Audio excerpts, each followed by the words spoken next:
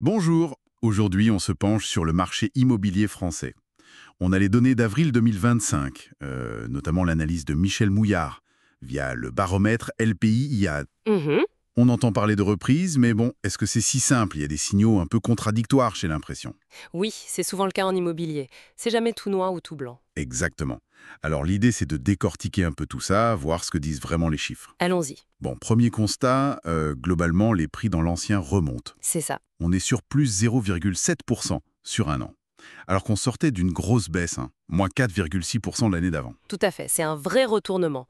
Plus 0,3% pour les appartements et même plus 1,3% pour les maisons. Ça bouge. clairement. Ça sent la reprise, non? Oui, et ça se voit aussi du côté des vendeurs. Les prix qu'ils affichent, eux, ont grimpé de 1,5% en seulement 3 mois. Il y a un regain d'optimisme, c'est net depuis le printemps 2024. D'accord. Mais attention, il y a un gros bémol, les primo-accédants. Ah oui, Eux, ils semblent toujours un peu à la peine. Le crédit reste compliqué pour eux. Ils n'ont pas vraiment profité de la baisse d'avant, et là, la hausse, ça ne les aide pas. c'est un point essentiel ça. Et le neuf, alors, ça suit la même tendance? Oui, dans le neuf aussi, on voit un redressement des ventes. Mhm. C'est soutenu par des conditions de crédit un peu meilleures, et puis le retour d'acheteurs avec des budgets plus solides, quoi. D'accord. Et les prix du neuf montent aussi? Oui, plus 0,6% en 3 mois.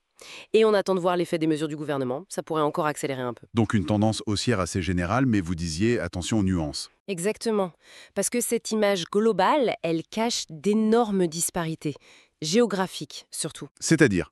Prenez la hausse des prix de l'ancien. Elle est bien plus fréquente en province qu'en Île-de-France. Pour les appartes, par exemple, 63% des villes de province voient les prix grimper, Ah oui. contre seulement 34% en région parisienne. C'est presque du simple au double. Et pour les maisons, l'écart est là aussi. Et même entre les grandes villes, ça varie. Énormément. C'est le grand écart. Vous avez des métropoles qui flambent, genre Brest ou Nancy, avec plus de 5% de hausse sur un an. Wow. D'autres qui progressent, mais plus doucement, comme Lille ou Strasbourg. Et puis, il y a celles qui sont toujours dans le rouge. Bordeaux, Lyon, Paris. Là, les prix baissent encore de façon sensible. C'est fou ces différences. Il y a un autre truc intéressant. Dans certaines villes comme Brest, Grenoble ou Marseille, on voit que les acheteurs vont de plus en plus chercher en périphérie Ah oui. pour trouver plus grand, moins cher. Probablement. Alors qu'à Bordeaux, Lyon, Paris, cette dynamique est moins marquée, voire inversée. D'accord. Alors honnêtement, le chiffre qui m'a vraiment interpellée, ça semble complètement contradictoire avec la hausse des prix. Et je vois où vous voulez en venir. Les marges de négociation. Exactement, elles explosent. On est à 8,4% en moyenne en mars 2025, c'est plus 21% sur un an. C'est énorme. Et pour les maisons, c'est encore pire, 9,4% de marge en hausse de 24%. Mais comment on explique ça? Les prix montent, mais on négocie plus que jamais. C'est le grand paradoxe du moment. En fait, ça montre une tension très forte sur le marché. C'est-à-dire, d'un côté, il y a toujours une grosse demande, surtout pour les maisons. Des cadres, des professions libérales qui veulent de l'espace, souvent en s'éloignant un peu des centres. L'envie est là. Ok. Mais de l'autre côté, cette demande, elle bute sur le financement.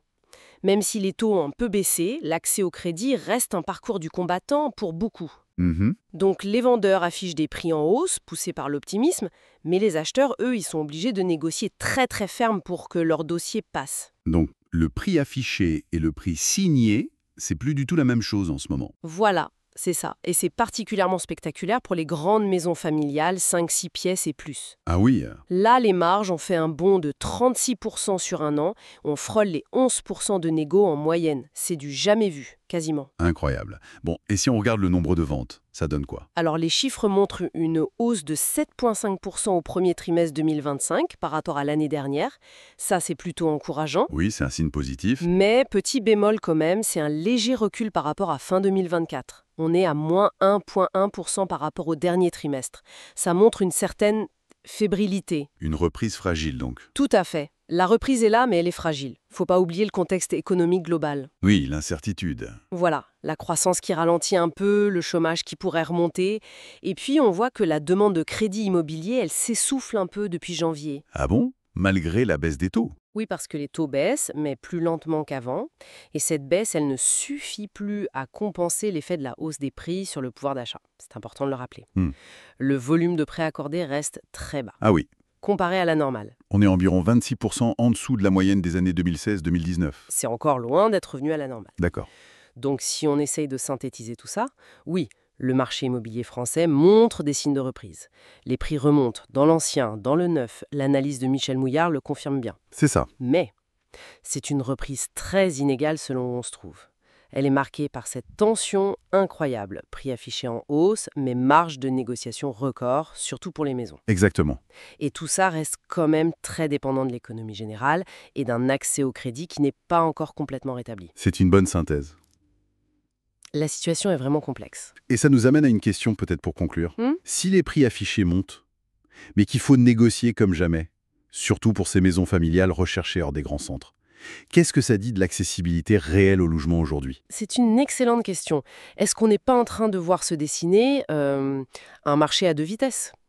Une reprise qui profiterait surtout à certains types d'acheteurs, ceux qui ont déjà les moyens ou un apport conséquent, et pour certains types de biens, creusant peut-être encore les écarts. Une question à méditer. Absolument. Ça redéfinit peut-être les contours de l'accès à la propriété pour les années à venir.